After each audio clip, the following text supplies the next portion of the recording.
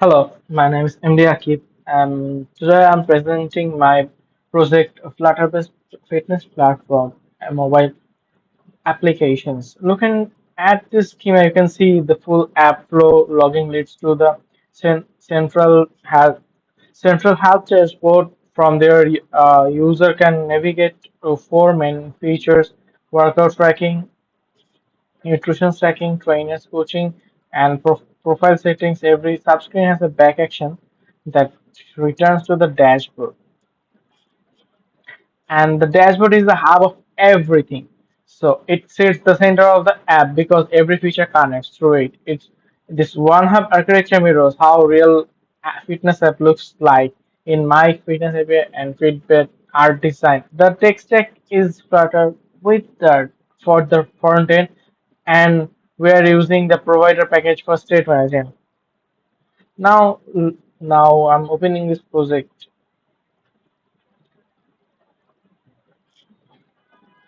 So let me walk you through how the project is organized inside the leaf folder.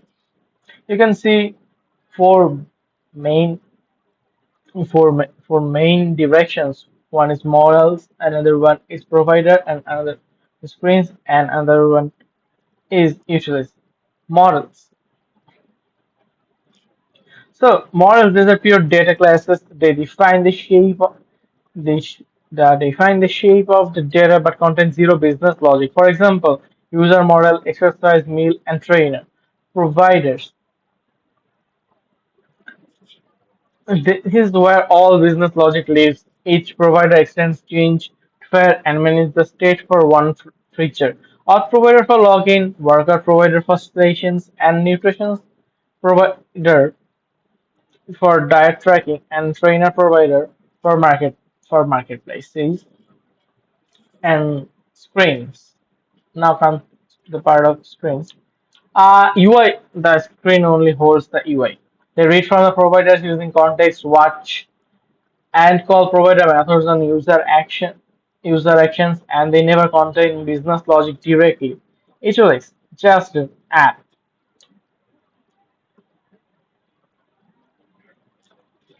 Uh, the team the that which is single source truth for all the colors and styling across the entire app.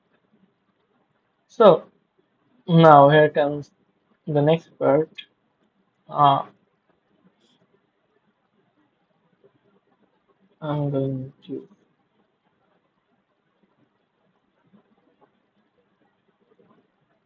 this file, the main dot. So now let me show this file, main dot, the entry point, and most importantly, there's the multi-provider options. Yeah, there's a multi-providers. All four providers are actually registered here at the root of the app. This means any widget anywhere in the tree can access any provider using this using the context dot read or context dot watch. Let's see. Now let me go to the authentication options. So now this file auth provider dot dot. The auth provider is the brain of all authentication. Let me point out to one key design decision. First, notice this one at the top. Like I can say,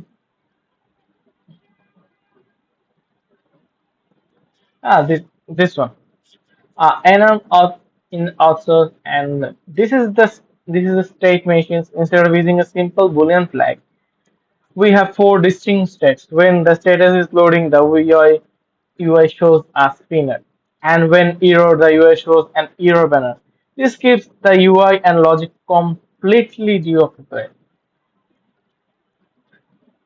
And now to the login methods. Uh, Coming to this part, actually, sorry.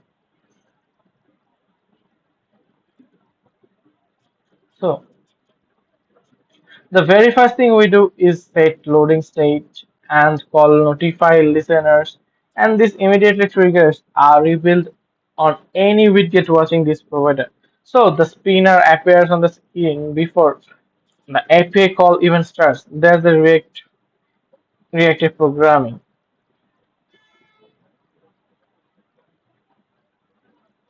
And now I'm going to the another part, login screens. So login screens.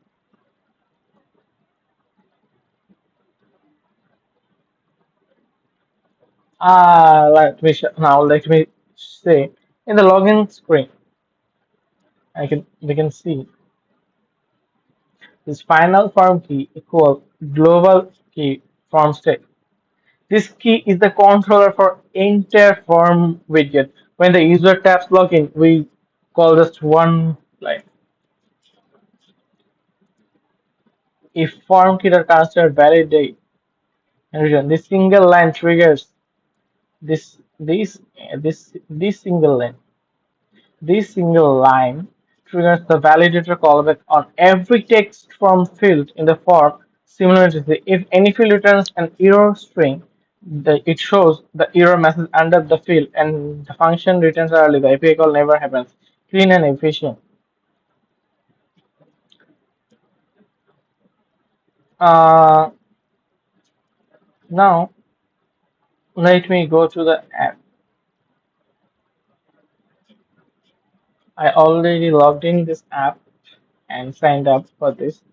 Uh, this is the screen two from my schema diagram.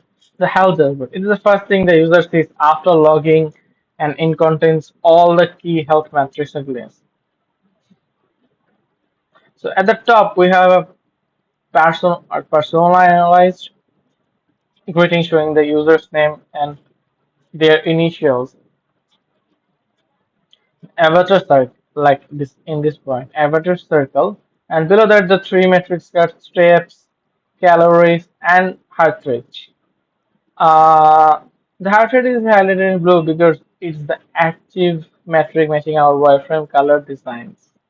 And the weekly activity for bar chart shows the 7 days of activity. Saturday's bar is darker blue because that was the most active.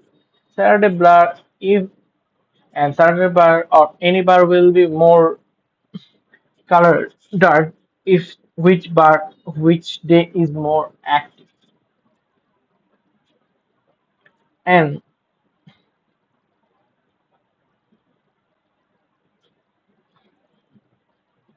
now let me get back to the codes again. So, where is my worker provider? Here it is. Good. So, the worker provider manages two things: the active session set and the rest timer. The timer is most technically interesting part of the whole project. So, uh,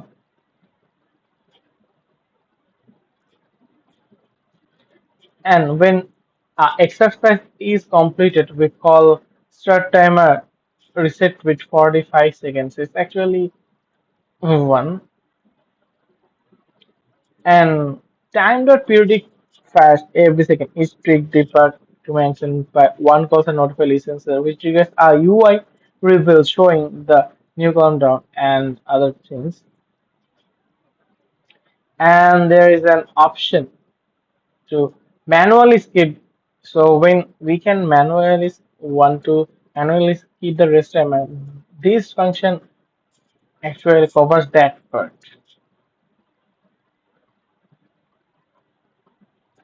Uh, Now coming back to my app again.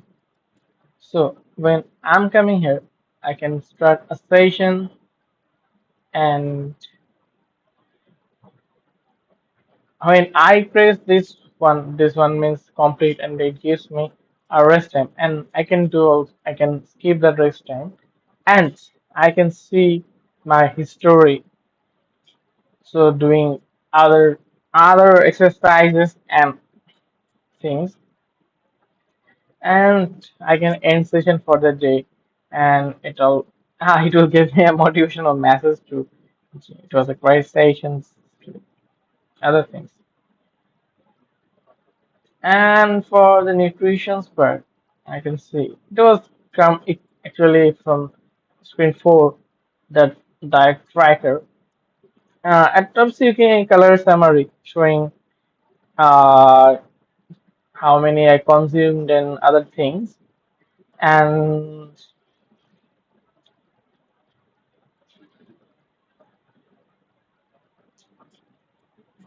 other and this I can also add some meals here, and I also can set a daily calorie goal like this and other. And coming back to the sport part,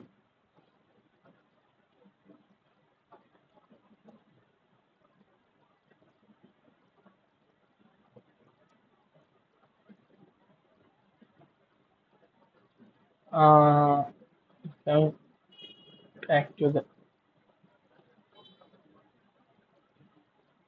like this way, I show a option like say go daily goal kilocalorie.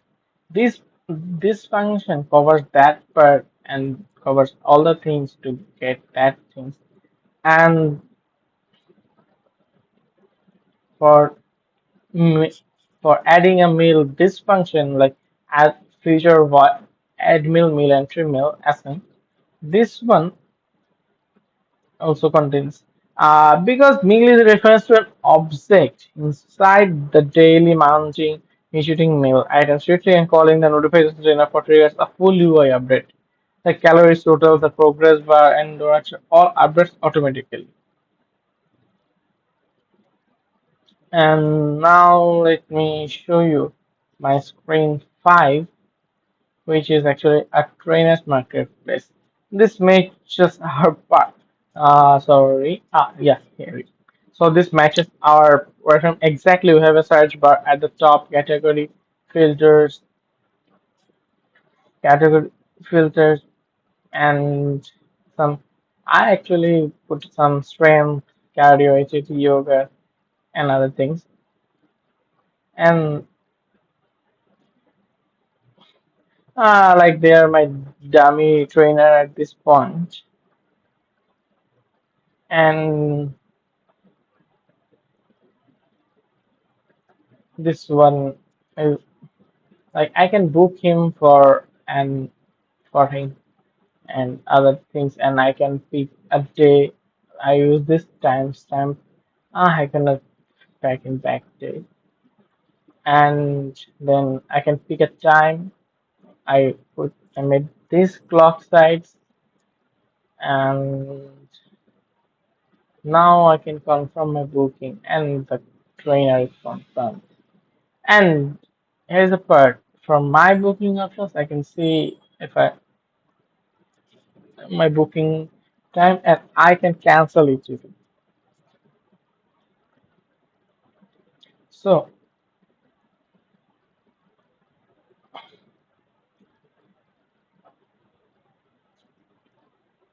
and